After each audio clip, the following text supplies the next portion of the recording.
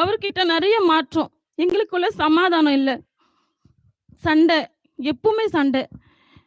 நான் அப்போ ரொம்ப போராட்டத்துல இருந்தேன் நானு. அருணா சிஸ்டர் மூலியமா நானு இந்த புதிய புதுவாழ்வு இயேசு சபையை நானு அறிஞ்சேன்.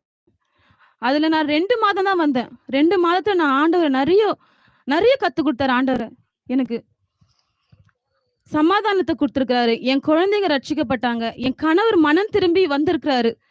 எவ்வளவு மாற்றத்தை கொடுத்திருக்கிறாரு. ஆண்டவர் நான் ருசிச்சேன்.